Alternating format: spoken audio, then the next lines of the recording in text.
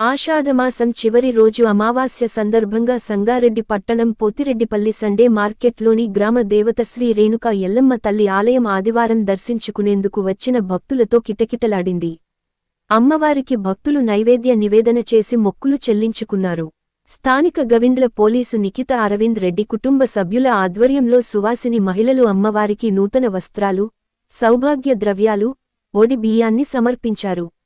శ్రీ రేణుకా ఎల్లమ్మ తల్లిని దర్శించుకునేందుకు పరిసర గ్రామాల నుండి పెద్ద సంఖ్యలో భక్తులు తరలివచ్చి మొక్కులు సమర్పించుకున్నారు.